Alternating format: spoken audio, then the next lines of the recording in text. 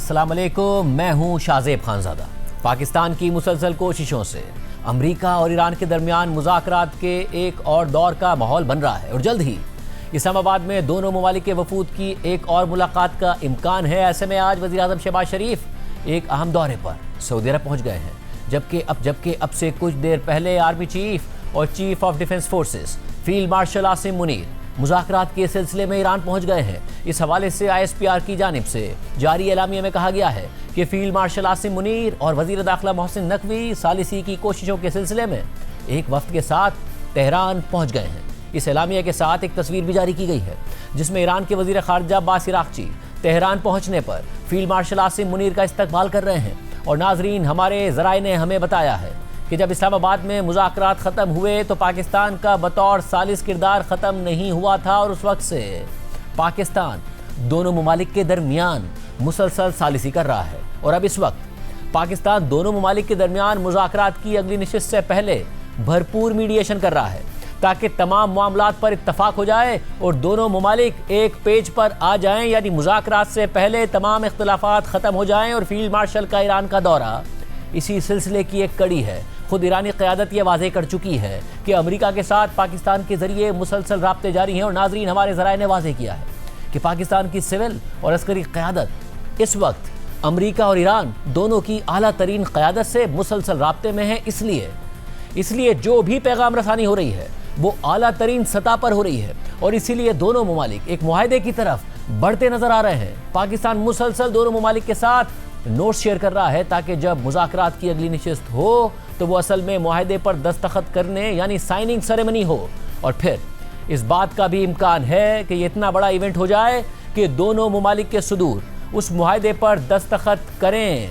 नाजरीन, हम आपको एक दफ़ा फिर बता रहे हैं कि हमारे ज़राए बता रहे हैं कि अगली नशिस्त से पहले यानी मुज़ाकरात की मेज़ पर दोनों फरीक़ों को लाने से पहले पाकिस्तान पूरी कोशिश कर रहा है कि दोनों ममालिक के दरमियान तमाम इख्तिलाफात ख़त्म हो जाएं और एक कंसेंसस हो जाए ताकि जब मुज़ाकरात की मेज़ पर दोनों ममालिक बैठें तो वो इख्तिलाफात ख़त्म करने की नशिस्त ना हो बल्कि एक साइनिंग सेरेमनी हो, यानी दोनों ममालिक के दरमियान इत्तफाक कराने की पाकिस्तान भरपूर कोशिशें कर रहा है। और इसके लिए पाकिस्तान की अस्करी और सियासी क़यादत दोनों ममालिक की आला तरीन क़यादत से मुसलसल राब्ते में है। और पाकिस्तान के फील्ड मार्शल आसिम मुनीर इस वक्त जब तेहरान गए हैं तो इसी सिलसिले में गए हैं। दोनों ममालिक के साथ मुसलसल नोट्स का तबादला हो रहा है और इख्तिलाफात को ख़त्म करने की भरपूर कोशिश हो रही है। और अब खुद अमरीकी मीडिया भी ये रिपोर्ट कर रहा है कि पाकिस्तान की सालिसी में अमेरिका और ईरान एक फ्रेमवर्क मुआहदे के बहुत करीब पहुंच गए हैं। इससे पहले वज़ीर आज़म शहबाज शरीफ एक अहम दौरे पर सऊदी अरब पहुंच गए जहां उनकी सऊदी वली अहद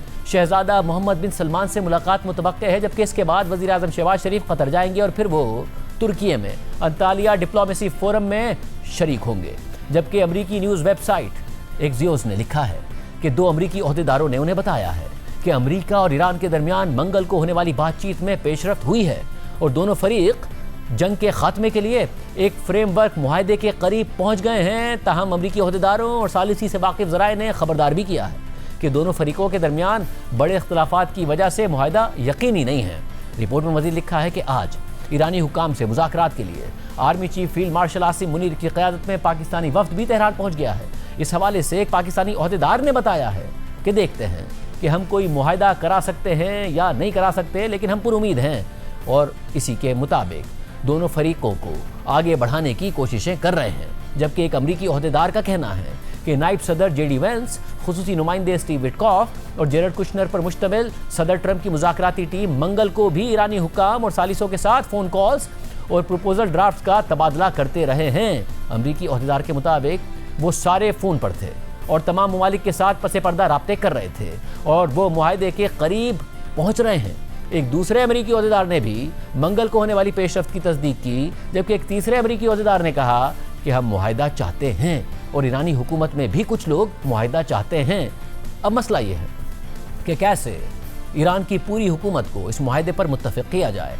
एक्सियोस की रिपोर्ट में मज़ीद लिखा है कि एक अमरीकी ओहदेदार और सालिसी की कोशिशों से वाकिफ़ एक सोर्स के मुताबिक अगर एक फ्रेमवर्क मुआहदा तय पा जाता है तो फिर मुकम्मल और जामे मुआहदे की तफसीलात पर बातचीत के लिए जंगबंदी में तौसी करना ज़रूरी होगा। इस हवाले से अमरीकी ओहदेदार का कहना है कि तफसीलात पेचीदा हैं, आप ये सब कुछ सिर्फ 2 दिनों में नहीं कर सकते हैं और इसी वजह से खबरें भी सामने आ रही हैं कि मुज़ाकरात को आगे बढ़ाने के लिए सालिस मुमालिक जंगबंदी में तोसी की कोशिश भी कर रहे हैं। और अमरीकी खबर एजेंसी एसोसिएटेड प्रेस के मुताबिक मुज़ाकरातकार इस बात के करीब पहुंच गए हैं कि अमेरिका और ईरान के दरमियान सीज़ फायर को तोसी दे दी जाए और मुज़ाकरात दोबारा शुरू किए जाएं ताकि इस नाजुक मुआहदे को बचाया जा सके जो अगले हफ्ते ख़त्म होने वाला है। इलाकाई हुकाम का कहना है कि पेशरफ्त हो रही है और अमेरिका और ईरान ने उसूली तौर पर जंगबंदी में तोसी पर इत्तफाक भी कर लिया है ताकि मज़ीद सिफारतकारी के लिए वक्त मिल सके। ताहम CNN के मुताबिक एक सीनियर अमरीकी ओहदेदार ने उन्हें बताया है कि अमेरिका ने ईरान के साथ जंगबंदी में तोसी पर बाज़ाब्ता तौर पर इत्तफाक नहीं किया है और इस मामले से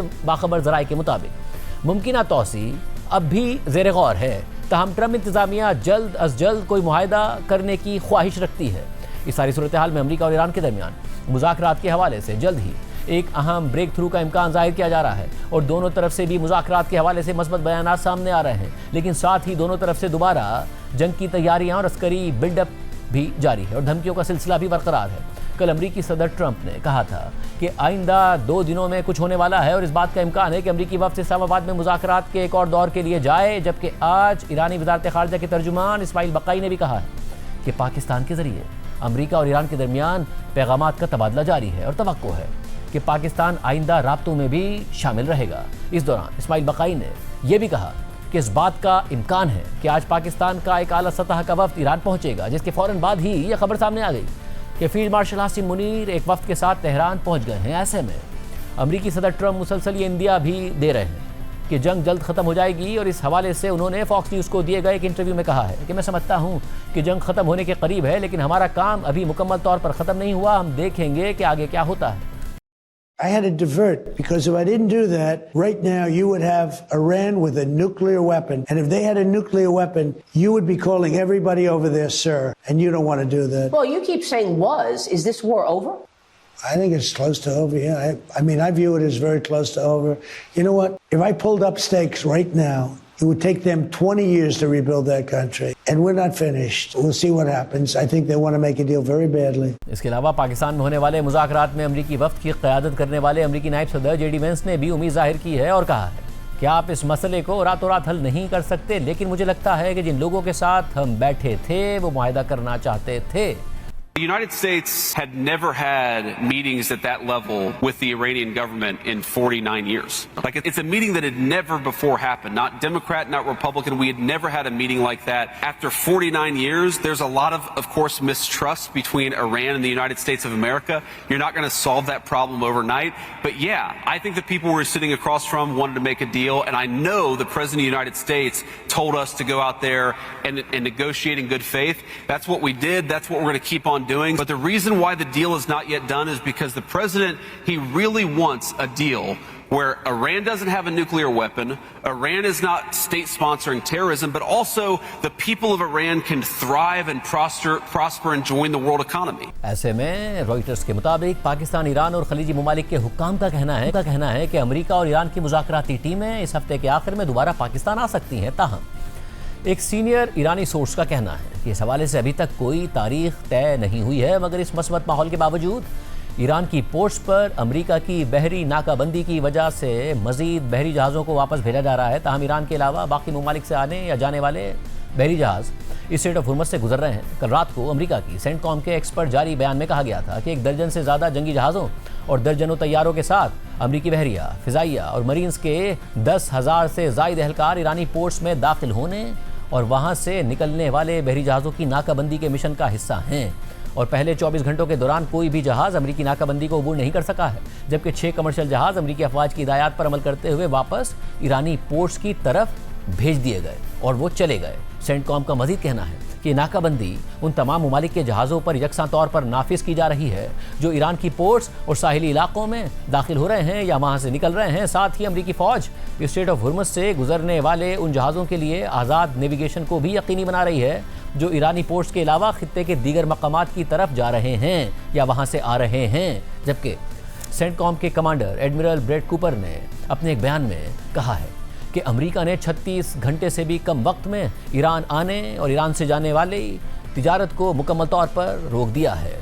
इस सारी सूरत हाल में अगरचे स्ट्रेट ऑफ हुर्मुज़ में कमर्शियल आमदोरफ्त अभी भी जंग से पहले के मुकाबले में बहुत कम है, लेकिन इस अहम गुजरगाह से जहाज़ों की आमदोरफ्त में बेहतरी आई है, जिससे लग रहा है कि मुज़ाकरात से पहले एतमाद साजी हो रही है और चीज़ें मज़बूत सिमत में जारी हैं। यानी बयानात एक तरफ मगर मामलात मुख्तलिफ नज़र आ रहे हैं, क्योंकि कल रात को अमरीकी अखबार वॉल स्ट्रीट जर्नल ने रिपोर्ट किया कि अमरीकी हुक्काम के मुताबिक गुज़िश्ता 24 घंटों के दौरान 20 से ज़ायद कमर्शियल बहरी जहाज़ इस स्ट्रेट ऑफ हुर्मुज़ से गुजरे हैं और इन जहाज़ों में कार्गो, कंटेनर्स और तेल बरदार बहरी जहाज़ शामिल थे, जिनमें खलीज फारिस से आने वाले और जाने वाले जहाज़ शामिल हैं।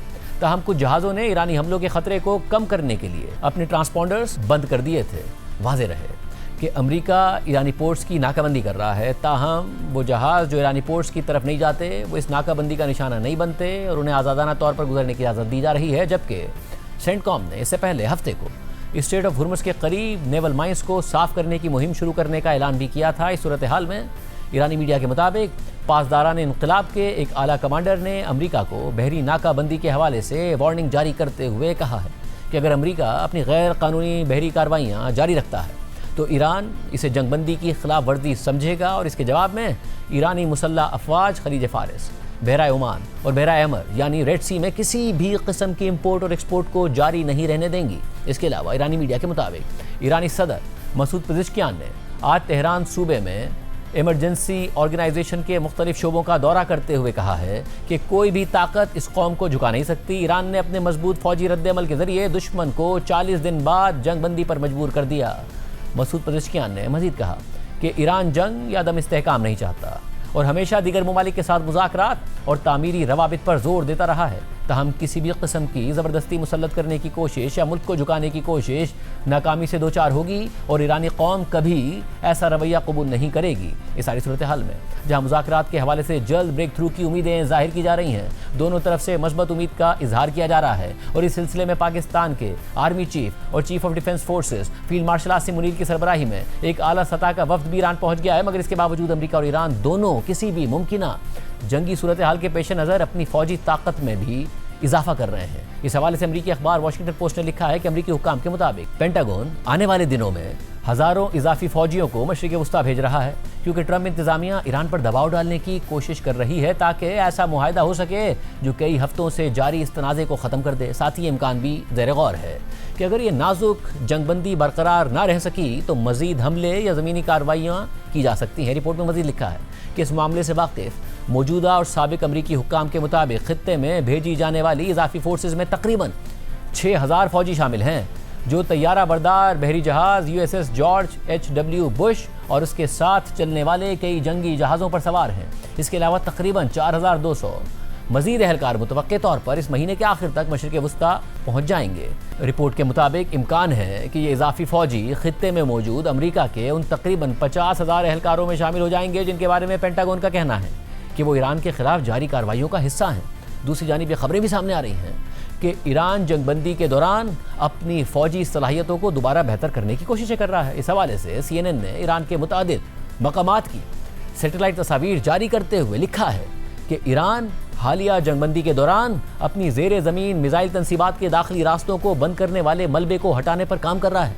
इन तस्वीर में लोडर्स को देखा जा सकता है जो बंद सुरंगों से मलबा उठाकर करीबी डंपर ट्रकों में डाल रहे हैं।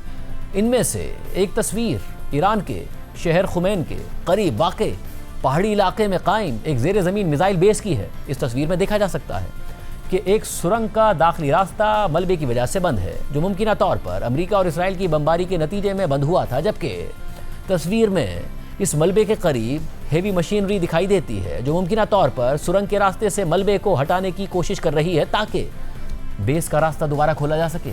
CNN के मुताबिक ये सैटेलाइट तस्वीर 10 अप्रैल को ली गई थी, जबकि ईरानी शहर तब्रेज़ के करीब से सामने आने वाली एक और तस्वीर में भी इसी तरह के मनाजिर देखे जा सकते हैं। और उस तस्वीर में भी एक पहाड़ी इलाके में वाक़े एक मुमकिना ईरानी मिसाइल बेस के करीब हेवी मशीनरी दिखाई दे रही है जो ज़ेर ज़मीन सुरंग के दाखिली रास्ते पर मौजूद मलबे को हटाने की कोशिशें कर रही है। और इस हेवी मशीनरी के साथ करीब ही डंपर ट्रकों की एक कतार भी दिखाई दे रही है जो मुमकिना तौर पर मलबा उठाने और उसे कहीं और मुंतकिल करने का इंतज़ार कर रही है।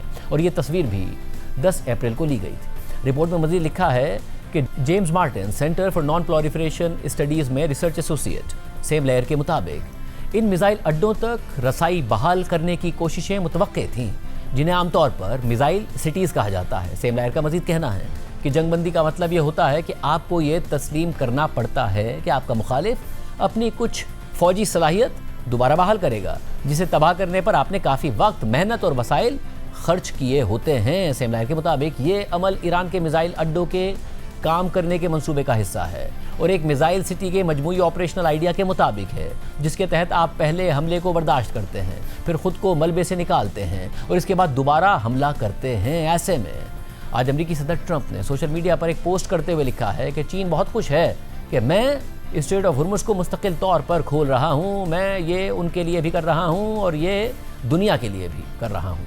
ये सूरत हाल दोबारा कभी नहीं होगी। सदर ट्रंप ने मज़ीद लिखा है कि चीन ने ईरान को हथियार ना भेजने पर इत्तफाक कर लिया है और कुछ हफ्तों बाद जब मैं चीन पहुंचूंगा तो चीनी सदर शी जिनपिंग मुझे पूरी गर्मजोशी से गले लगाएंगे। हम बहुत समझदारी और अच्छे तरीके से काम कर रहे हैं और क्या ये लड़ाई से बेहतर नहीं है? लेकिन याद रखें कि अगर हमें ज़रूरत पड़ी तो हम लड़ने में बहुत अच्छे हैं और दूसरों से कहीं बेहतर हैं। इस सारी सूरत हाल में आज गैर मामूली तौर पर मुत्तहदा अरब अमारात और ईरान के दरमियान एक आला सतह का राब्ता भी हो गया है। इस हवाले से अमाराती न्यूज़ एजेंसी वाम के मुताबिक मुत्तहदा अरब अमारात के नायब सदर शेख मंसूर बिन जायद अल नहयान की ईरान की पार्लियामेंट के स्पीकर मोहम्मद बाकिर कालिबाफ से टेलीफोन पर बात हुई है और इस दौरान दोनों रहनुमाओं ने खित्ते की मजमूई सूरत हाल समेत खित्ते में कशीदगी कम करने के तरीक़ों पर तबादला ख्याल किया है। आम बात यह है कि मशरिक़ वुस्ता की जंग के आगाज़ के बाद मुत्तहदा अरब अमारात और ईरान के दरमियान होने वाली पहली आला सतही गुफ्तगू है और जंग के आगाज़ के बाद से मुत्तहदा अरब अमारात ने ईरान के खिलाफ सख्त मौक़िफ़ इख्तियार किया हुआ था और इस दौरान मुत्तहदा अरब अमारात ने ईरान से अपना सफ़ीर भी वापस बुला लिया था और तेहरान में अपना सिफारत खाना बंद कर दिया था और इसकी एक वजह भी थी। और इस दौरान मुत्तहदा अरब अमारात ने ईरान से अपना सफ़ीर भी वापस बुला लिया था और तेहरान में अपना सिफारत खाना भी बंद कर दिया था और इसकी एक वजह भी थी। और वजह यह थी नाज़रीन कि जब से अमेरिका और इसराइल ने ईरान पर हमले किए हैं तो उसके बाद सबसे ज़्यादा हमले ईरान ने मुत्तहदा अरब अमारात पर ही किए हैं। मुत्तहदा अरब अमारात बार बार ये तनबीह करता रहा कि ईरान ऐसा ना करे, मगर ईरान की तरफ से बहुत ज़्यादा हमले किए गए, बहुत ज़्यादा ड्रोन और मिसाइल हमले किए गए जो कि इंटरसेप्टर्स के ज़रिए रोके गए, फिर सख्त बयानात का तबादला हुआ। यहाँ तक कि जब पाकिस्तान ने सालिसी की कोशिशें की तो यह खबर आई कि मुत्तहदा अरब अमारात उससे भी नाराज़ हुआ। फिर यह खबर भी आई कि मुत्तहदा अरब अमारात ने जो पाकिस्तान की मदद करने के लिए पाकिस्तान को $3.5 अरब दिए थे वो वापस मांग लिए हैं। मगर अब जबकि पाकिस्तान की सालिसी की कोशिशों के नतीजे में दोनों ममालिक करीब आ रहे हैं, अमेरिका और ईरान मुआहदे के करीब आ रहे हैं, तो फिर मुत्तहदा अरब अमारात और ईरान के दरमियान भी राब्ता हुआ है और कशीदगी कम करने पर बात हुई है। ऐसे में जहां पाकिस्तान अमेरिका और ईरान के दरमियान जंग के खात्मे के लिए मुतहरिक है, वहीं दूसरी जानिब पाकिस्तान एक नए 4 फरीक़ी इत्तिहाद को भी मजबूत कर रहा है। और इस हवाले से कल इस्लामाबाद में एक अहम इजलास भी हुआ है। दफ्तर खारजा की जानिब से जारी एलामिया के मुताबिक 29 मार्च को पाकिस्तान, सऊदी अरब, तुर्की और मिस्र के वज़राए खारजा के मुशावरती इजलास के तसलसल में 14 अप्रैल को मुतल्लिक़ा ममालिक की वज़ारत खारजा के सीनियर ओहदेदारों का इजलास इस्लामाबाद में मुनक़िद हुआ है। इजलास में होने वाली बातचीत को आइंदा 4 ब्रदर ममालिक वज़राए खारजा के इजलास में गौर के लिए पेश किया जाएगा, जो 17 अप्रैल को तुर्की के शहर अंतालिया में अंतालिया डिप्लोमेसी फोरम के मौके पर मुनक़िद होगा। इस हवाले से हम बात करेंगे अंदर की बात क्या है, मामला किस तरफ जा रहे हैं। हमारे साथ दो सीनियर सहाफ़ी मौजूद हैं, कामरान यूसुफ मौजूद हैं, शहजाद इकबाल मौजूद हैं। पहले आप बताइएगा क्या इतलात आ रही हैं? ज़ाहिर है पाकिस्तान मीडिएट कर रहा है, कहा जा सकता है कि डील के मामला इस वक्त बहुत करीब पहुंच गया है। आर्मी चीफ जो है फील्ड मार्शल इस वक्त ईरान में हैं, वज़ीर आज़म सऊदी अरब में है। मेरे ख्याल में जो अगला दौर, जैसे दूसरा दौर कहते हैं, या मेरे ख्याल में तो वो हतमी दौर होगा, उससे पहले एक ग्राउंड प्रिपेयर किया जा रहा है। और जो पहला दौर था इस्लामाबाद में 21 घंटे तवील मुज़ाकरात हुए, वो बगैर किसी नतीजे के खत्म हुआ। अब जो पाकिस्तान और जो बाकी लोग इसमें इन्वॉल्व हैं, उनकी कोशिश है कि अगर दूसरा दौर होता है तो वो बेनतीजा नहीं रहना चाहिए और उसका नतीजा निकलना चाहिए।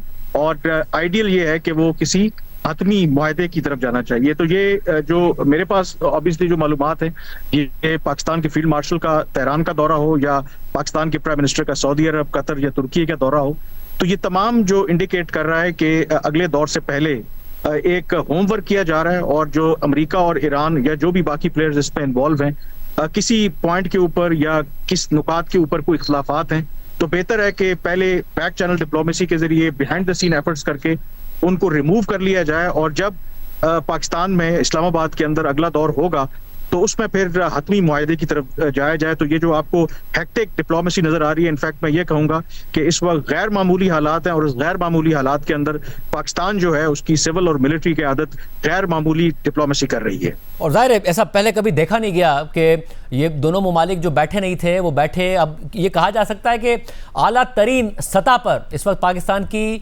मिलिट्री क़यादत और पाकिस्तान की सिविल क़यादत दोनों इतराफ़ राब्ते में हैं, नोट्स एक्सचेंज हो रहे हैं, ताकि किसी भी तरीके से इस बात को यकीनी बनाया जाए कि जब दोनों मेज़ पर बैठे हैं तो मुज़ाकरात के मामलात और इख्तलाफी मामला सारे हल हो गए हों। इस वक्त आला सतह पर यह हो रहा है। बिल्कुल, आई थिंक ईरान की वजारत खारजा के तर्जुमान ने आज खुद भी तस्दीक की थी कि इस्लामाबाद में जो मुज़ाकरात हुए थे उसके बाद पाकिस्तान के जरिए मुसलसल अमेरिका के साथ वो राब्तों में है। लेकिन पाकिस्तान के आर्मी चीफ का फिजिकली वहां पर जाना, इसका ये मतलब है कि जो सबसे बड़ा एक इशू है एतमाद का, कि अगर ये डील हो भी जाती है तो ईरान अमेरिका पर क्या एतमाद कर सकता है। और फिर बहुत से ऐसे मामलात कि शायद जितने भी मजरी आप एस्टैब्लिश जो कम्युनिकेशन के चैनल्स एस्टैब्लिश कर लें, लेकिन जो फेस टू फेस बात होती है उसका शायद सब्स्टिट्यूट नहीं हो सकती। तो इसलिए इस मौके के ऊपर पाकिस्तान के फील्ड मार्शल का तेहरान जाना ये शो करता है कि इस वक्त जो मुज़ाकरात हैं या जो भी डिप्लोमेटिक अमल है वो बड़ा क्रिटिकल स्टेज में दाखिल हो गया है, और इस वजह से शायद वो वहां पर गए हैं। और जो सारा इसका हदफ है वो यही है, क्योंकि मेरी जो मालूमात हैं उसमें यही था कि जो पहला दौर भी हुआ था, जो पाकिस्तान की साइड थी वो बड़ी कॉन्फिडेंट थी, क्योंकि उससे पहले भी बड़ा होमवर्क किया था कि कुछ ना कुछ उन मुज़ाकरात के नतीजे में हतमी डील ना भी हो, तो जैसे ईरान के वज़ीर ख़ारजा ने भी कहा था कि एक MOU पर जरूर दस्तखत हो जाएंगे या एक फ्रेमवर्क जो है उस पर एग्रीमेंट हो जाएगा, लेकिन लास्ट मिनट पर वो मामलात उस तरह से ना चल सके। तो इस मरतबा पाकिस्तान की ये कोशिश है कि इस्लामाबाद में जब मुज़ाकरात होंगे तो पहले दौर में जो हुआ था उस तरह का रिपीट ना, और जो कंसर्न्स, क्योंकि आप दोनों की पोजीशंस जो हैं वो बहुत क्लियर है। 21 घंटे के जो मुज़ाकरात हुए पाकिस्तान उसमें शामिल था, पाकिस्तान बड़े अच्छे तरीके से अमेरिका की पोजीशन से भी वाकिफ है, ईरान के जो कंसर्न्स हैं उनको भी जानता है। तो वो जो दोनों के कंसर्न्स हैं उनको पाकिस्तान इस वक्त एड्रेस करने की कोशिश कर रहा है, और उसको एड्रेस करने के बाद मेरे ख्याल में पाकिस्तान में फिर अगला दौर होगा मुज़ाकरात का। कारण आपकी खबर भी है, और ज़ाहिर वज़ीर आज़म सऊदी अरब में हैं और एक तरफ अब नज़र आ रहा है उसके बाद वो तुर्की जाएंगे कि तुर्की, मिस्र, सऊदी अरब, पाकिस्तान ये एक अलग रिलेशनशिप की तरफ बढ़ रहे हैं, और आपने इस हवाले से बात भी की है कि ये बहुत अहम डेवलपमेंट हो रही है। ये बहुत सिग्निफिकेंट है। आई थिंक ईरान अमेरिका की जंग के तनाजुर में शायद इस बड़ी खबर को बहुत से लोगों ने मिस किया, बट ऑब्वियसली मैं इसको फॉलो कर रहा था, और ये तसलसल है। अगर आप देखें 19 मार्च को रियाद में पहली मीटिंग होती है चारों मुल्कों के वज़राए खारजा की, शायद उस वक्त लगा कि वो एक आर्जी मीटिंग है मौजूदा सूरत हाल के तनाजुर में, लेकिन उसके 10 रोज के बाद 29 मार्च को इस्लामाबाद में फिर चारों वज़राए खारजा मिलते हैं। और जो कल की मीटिंग है वो इसलिए इंपॉर्टेंट है कि वो सीनियर ऑफिशियल्स लेवल की मीटिंग थी, और सीनियर जो ऑफिशियल्स हैं इसका मतलब है कि वो एक फ्रेमवर्क जो है वो तरतीब दे रहे हैं कि इस ग्रुप को बाकायदा तौर पर, या आप कह लें कि अभी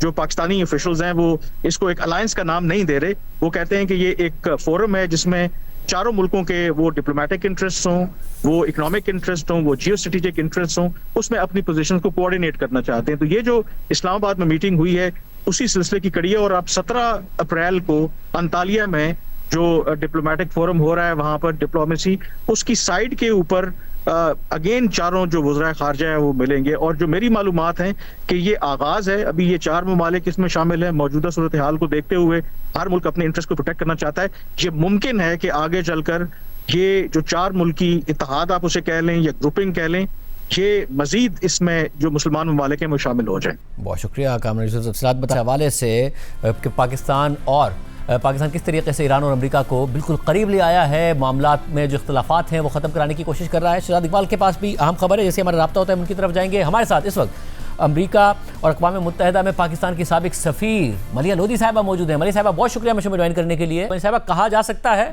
कि पाकिस्तान, अब ज़ाहिर मुज़ाकरात पहले इस्लामाबाद में हुए और उसके बाद पाकिस्तान का किरदार बतौर मीडिएटर नहीं ख़त्म हुआ था।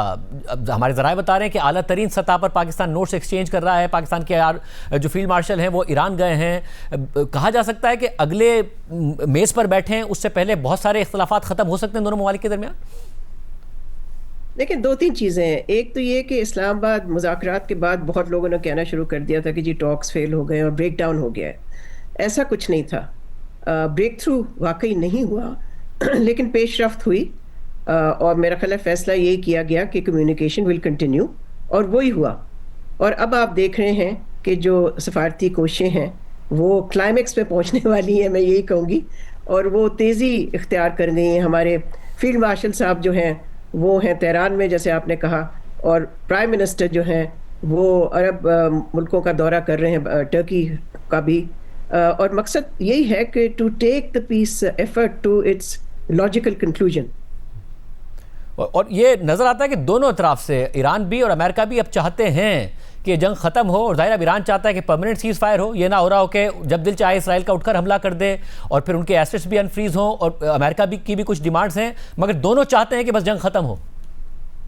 देखिए, दोनों के लिए ये ऑप्शन नहीं है to return to war, because जाहिर है जो कॉस्ट है वॉर की वो बढ़ती गई। सो अब दोनों चाहते हैं कि किसी तरह से ये मामला वहाँ तक लेके जाए कि एक अमन का मुआहदा हो, और मैं समझती हूँ कि लचक काफ़ी दिखा रहे हैं दोनों मुल्क, मगर अभी भी there are some final points जिन पे अभी एग्रीमेंट होनी बाकी है।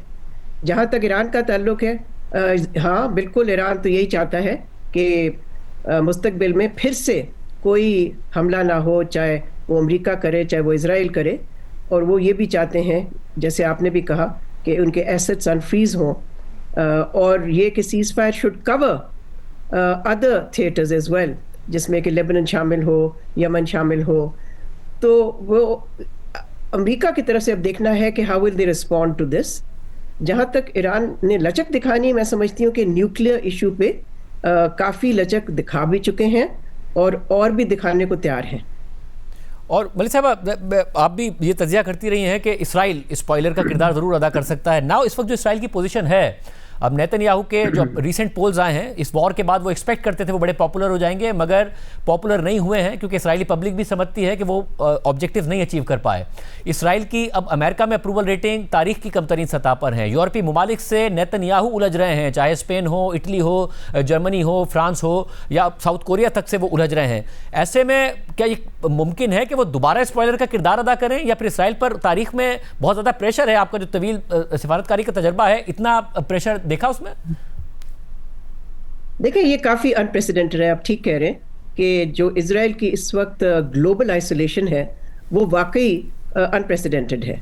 हर तरफ से वो आइसोलेट हुए हुए हैं, लेकिन हमें फिर भी नज़र रखनी चाहिए, इसलिए कि इजराइल का जो रिकॉर्ड रहा है माजी में वो आपके सामने है।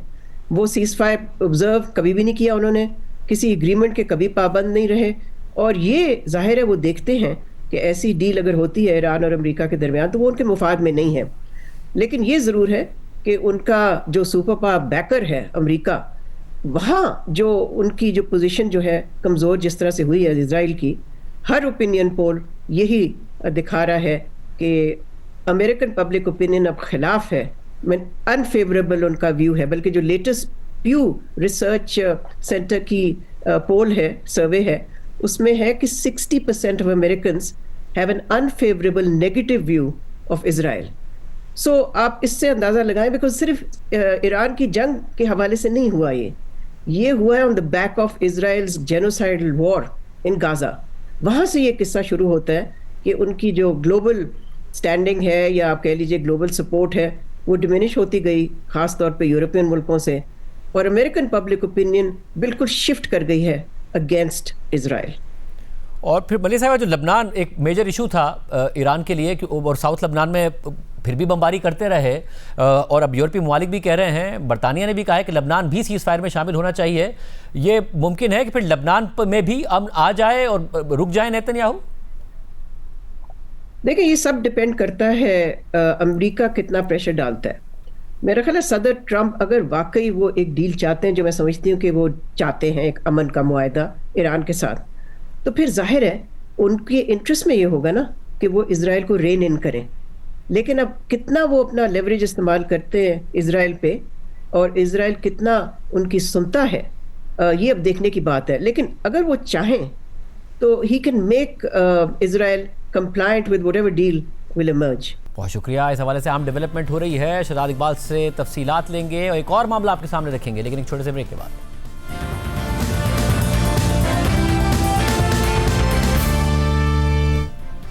प्रोग्राम में दोबारा खुशामदीद नाजरीन। हमने आपको ब्रेक से पहले बताया था पाकिस्तान पूरी कोशिशें कर रहा है कि ईरान और अमेरिका के दरमियान जो इख्तलाफात हैं या इख्तलाफी मामलात हैं उसको हद तक ब्रिज कर दिया जाए कि जब दोनों मुज़ाकरात की मेज़ पर बैठें तो वो साइनिंग सेरेमनी का ही मामला हो, यानी इख्तलाफात मुज़ाकरात की मेज़ पर आने से पहले ख़त्म हो जाएं ताकि मुज़ाकरात का एक और दौर नाकाम ना हो। इसलिए पाकिस्तान बहुत एक्टिव डिप्लोमेसी कर रहा है, दोनों की क़यादत से बराह रास्त राब्ते में है और नोट्स एक्सचेंज कर रहा है। साफ़ी शहजाद इकबाल हमारे साथ मौजूद है। शहजाद बहुत शुक्रिया। शहजाद बहुत मस्बत बातें सामने आ रही हैं और दोनों तरफ से मस्बत बयानात भी सामने आ रहे हैं, क्या इत्तलात हैं आपके पास?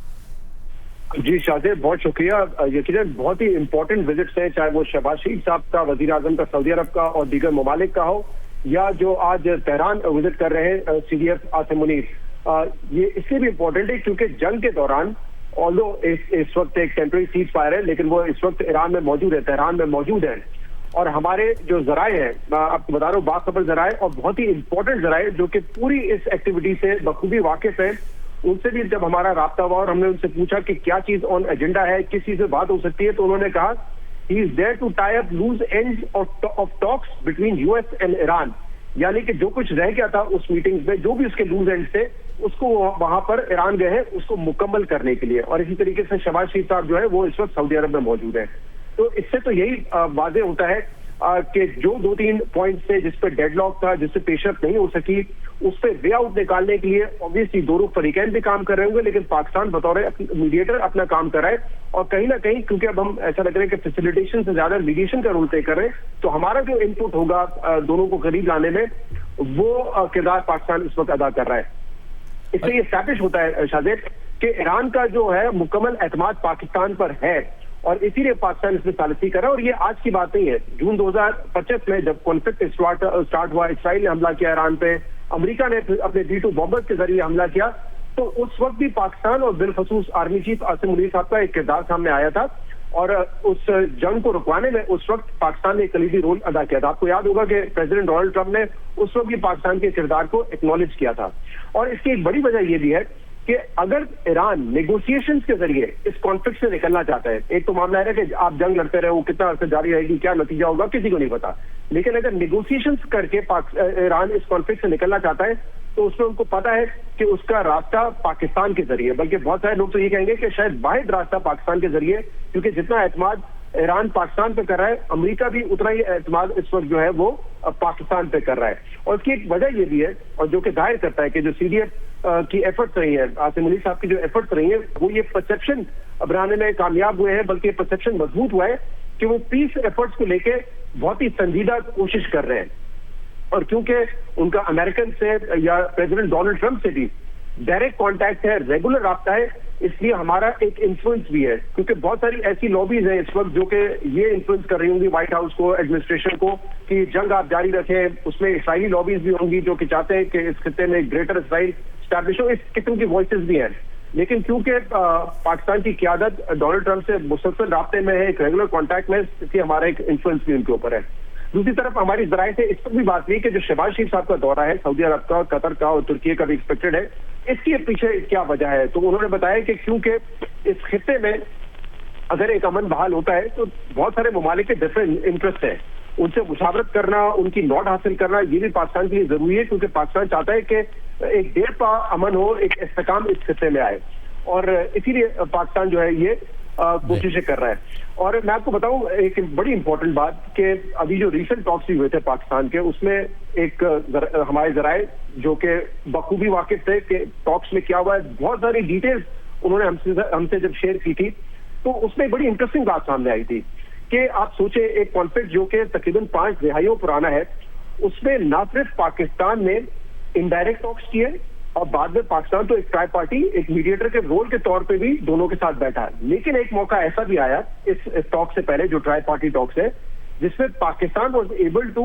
Convince Iran and US delegation कि वो आपस में साथ बैठे। वो बंद कमरे में तकरीबन 6-7 मिनट रहे, और इस लेवल के मुज़ाकरात तो पहले नहीं देखे गए ना, जहाँ पे वाइस प्रेसिडेंट भी हो और एक आला वक्त वहां से भी हो। फिर हमने ये भी उनसे पूछा कि जरा डिटेल्स बताइए कि माहौल क्या था।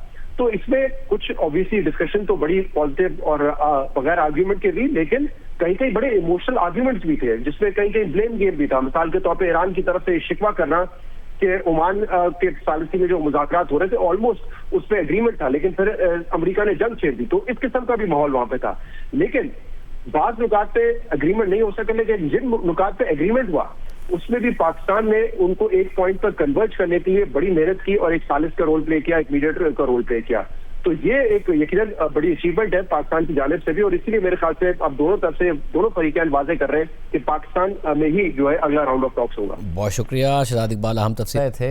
नाज़रीन, इस वक्त भी इस जंग के खात्मे के लिए फील्ड मार्शल ईरान में है और वज़ीर आज़म सऊदी अरब में है, और अमेरिका और ईरान के दरमियान पाकिस्तान मीडिएशन करा रहा है ताकि सीज़ फायर में भी तोसी हो जाए और मुस्तकिल मुआहिदा भी हो जाए। मगर गोदी मीडिया और मोदी के भक्तों को पाकिस्तान में मुज़ाकरात होने या पाकिस्तान की वजह से मुज़ाकरात होने और सारी दुनिया की नज़रें पाकिस्तान पर होने पर तकलीफ हो रही है। पाकिस्तान के अमन में किरदार पर सारी दुनिया में तारीफ़ें हो रही हैं, पाकिस्तान के अमन में किरदार की मीडिया हेडलाइंस लग रही हैं, तो ये गोदी मीडिया से बर्दाश्त नहीं हो रहा है।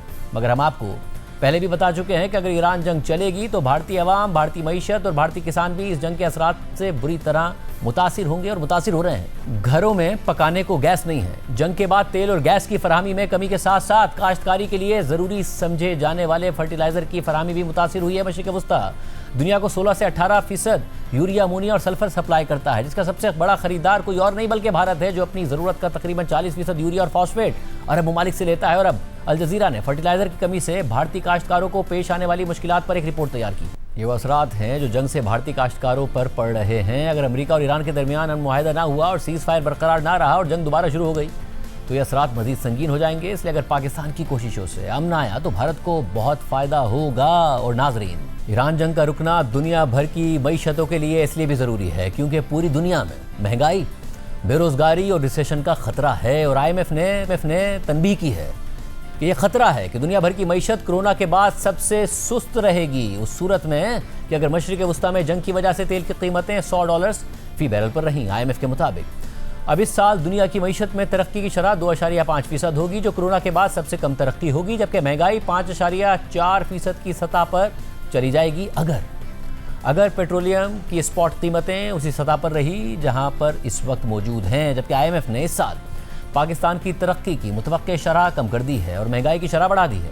IMF के मुताबिक इस माली साल में अब पाकिस्तान की तरक्की की शरह 4.1% के बजाय 3.5% रहने की तवक्को है, जबकि महंगाई की शरह 7% के बजाय 8.4% रहने की तवक्को है। सारी सूरत हाल में पाकिस्तान की स्टॉक एक्सचेंज में तेज़ी नज़र आ रही है और 100 इंडेक्स उसी सतह पर आ गया है जहां वो 28 फरवरी को जंग शुरू होने से पहले 27 फरवरी पर बंद हुआ था।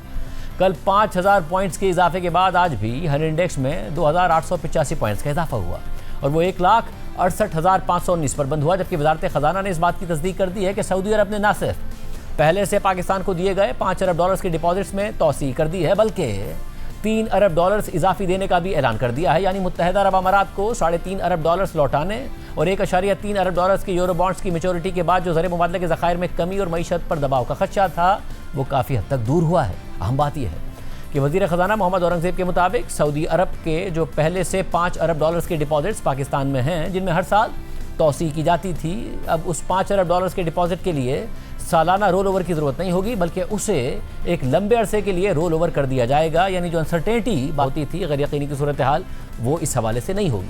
बात करेंगे, हमारे साथ मौजूद हैं माहिर मईशत मोहम्मद सुहेल साहब। सुहेल साहब बहुत शुक्रिया मुझे ज्वाइन करने के लिए। सुहेल साहब, सबसे पहले स्टॉक मार्केट 27 फरवरी की सतह पर आ गई है, हालांकि अभी तक मुआहिदा नहीं हुआ है। क्या मार्केट एंटिसिपेट कर रही है कि सब बहुत अच्छा होने वाला है?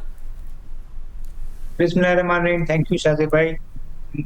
मार्केट तो प्री वॉर की सतह पर आ गई है, कोई 159-160 हज़ार के लेवल पे, मगर मार्केट अपने पीक जो जंग से कोई 4-5 हफ्ते पहले बनाया था उससे अभी भी कोई 20,000 पॉइंट या 10% नीचे है। मगर आपकी बात या तजिया सही है कि स्टॉक मार्केट ना सिर्फ पाकिस्तान की बल्कि अमेरिका मार्केट और दूसरी मार्केट्स भी देख लें, वो काफ़ी रिकवर हो गई हैं और सबको उम्मीद यही है कि जंग जो है वो कोई 1 साल या 2 साल या 6 महीने जारी नहीं रहेगी, बहुत तो कुछ हफ्ते ही जारी रहेगी। तो स्टॉक मार्केट ने तो ये काफी हद तक इनकॉर्पोरेट कर लिया। इसके साथ जो आपने कहा वो चीज पाकिस्तान के लिए बहुत इंपॉर्टेंट है, क्योंकि एक अनएक्सपेक्टेड आउटफ्लो भी हुआ था यूएई ने अपने पैसे मांग लिए थे, जिसके लिए ना सिर्फ पैसों का भी बंदोबस्त हो गया है, इतलात यही है कि जो सऊदी अरेबिया के साथ जो दूसरे टर्म्स एंड कंडीशन है वो बहुत अच्छे हो गए हैं। जिस तरह आपने कहा कि जो हर साल एक तलवार लटकती थी $5 बिलियन की, अगर वो डेफर हो गई है 3 या 5 साल के लिए, तो एक रिस्क जो होता था पाकिस्तान के लिए वो कम हो गया है। और कुछ परसेप्शन ये है, कुछ इन्वेस्टर्स का ख्याल ये भी है कि जिस तरह डिप्लोमेसी हुई है या पाकिस्तान ने जो अपना रिलेशनशिप बाहर के ममालिक से जो जोड़े हैं, तो हो सकता है कि पाकिस्तान में मजीद सरमायाकारी है। जिस तरह के हम हालात 9/11 के बाद देखे थे, शायद इस तरह की कोई सूरत हाल पैदा होती हुई नजर आए। और सर साहब, ये जो मार्केट जब ज़ाहिर है 2 लाख के करीब गई थी, 2 लाख पॉइंट्स के, तो उसमें तो ये एक्सपेक्टेशन और एंटिसिपेशन थी कि अब पाकिस्तान में जो है वो शरह सूद में शायद और कमी आए और मामला तरक्की की तरफ जाएं। मगर उस वक्त तकरीबन $70 फी बैरल से कम का ब्रेंट हमें नज़र आ रहा था। क्या मार्केट अब ये भी एक्सपेक्ट कर रही है कि जंग जैसे ही अगर मुआहदा हो गया तो तेल की कीमतें फिर क्रैश कर जाएंगी, महंगाई का प्रेशर नहीं आएगा, करंट अकाउंट पर कोई प्रेशर नहीं आएगा और मामला वैसे ही हो जाएंगे जैसे थे?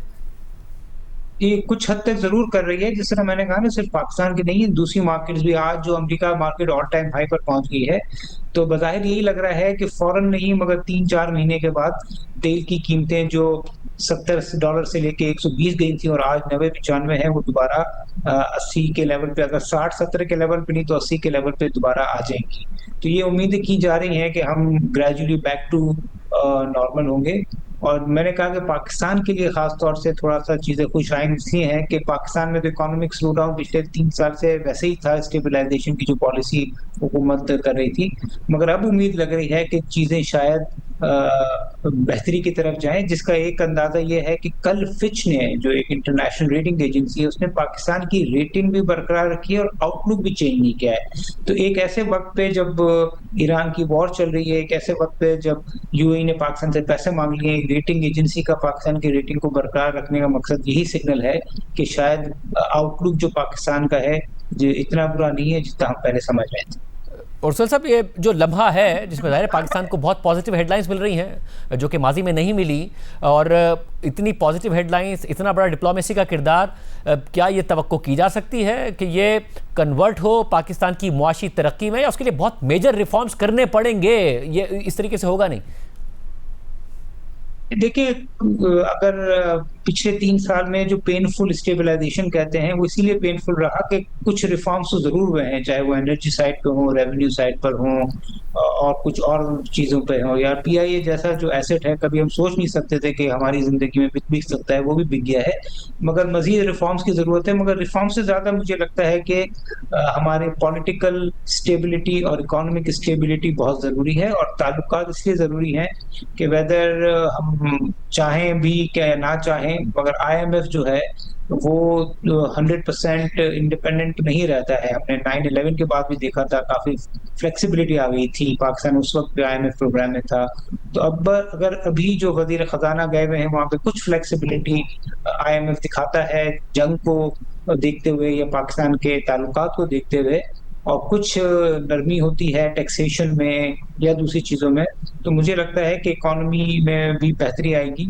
और जो इन्वेस्टर जो समझता था कि पाकिस्तान एक सिक्योर जगह नहीं है, उसके परसेप्शन में भी बेहतरी आएगी। मगर इसमें वक्त लगेगा, हमें कम से कम 2-3 साल लग सकते हैं अगर हालात यही रहे तो।